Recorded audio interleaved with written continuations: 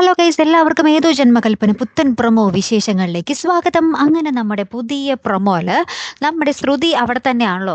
അപ്പം നമ്മുടെ ശ്രുതിനെ തിരികെ വരുത്താൻ വേണ്ടി നമ്മുടെ അശ്വിൻ പല പല കളികളും നോക്കുന്നുണ്ടേ. അപ്പം ലാസ്റ്റ് നമ്മുടെ ശ്രുതി ഇങ്ങനെ അവിടെ രാവിലെ ഇങ്ങനെ വീട്ടിൽ ഉറക്കം എണീക്കുമ്പോൾ നമ്മുടെ ശ്രുതി, ഞാൻ ഇവിടെ തന്നെയാണോ, അല്ലെങ്കിൽ ഞാൻ അശ്വിൻ സാറാമിൻ്റെ വീട്ടിലാണോ എന്നൊക്കെ ഇങ്ങനെ നമ്മുടെ അമ്മായിയോടും അമ്മയോടും ചോദിക്കും കേട്ടോ. അപ്പം നമ്മുടെ അമ്മായി പറയുന്നുണ്ട്, നീ ഇവിടെ തന്നെയാ, പക്ഷേ ഈ വീടിന് മൊത്തം കുഴപ്പമായിട്ട് രാവിലെ മുതൽ കരണ്ടുമില്ല വെള്ളവുമില്ല എന്ന് പറയുകയാണ്. പിന്നീട് നമ്മുടെ അശ്വിൻ വരുന്നുണ്ട്.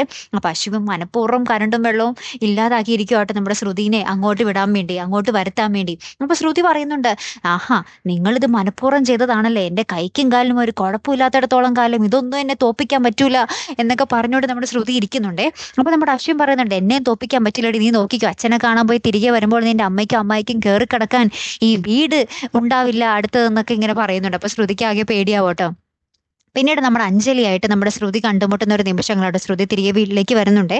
അപ്പം അഞ്ജലി നമ്മുടെ ശ്രുതിയോട് പറയുന്നുണ്ട്, ആദ്യം എനിക്ക് നിന്നോട് ദേഷ്യമായിരുന്നു, നീ കാരണമാണല്ലോ എന്നോർത്ത്. പിന്നീട് ഞാനിങ്ങനെ ആലോചിച്ചപ്പോൾ നീ അതിന് കാരണമല്ലാന്ന് എനിക്ക് മനസ്സിലായി, എൻ്റെ ജീവിതം ഇങ്ങനെയൊക്കെ ആയി തീരാനായിരിക്കും ഈശ്വരവിധി എന്നും പറഞ്ഞിട്ട് നമ്മുടെ അഞ്ജലി ഇങ്ങനെ ഭയങ്കര സങ്കടത്തിൽ നിൽക്കുന്ന രംഗങ്ങളാട്ടോ പിന്നീട് നമുക്ക് കാണുവാൻ സാധിച്ചതേ.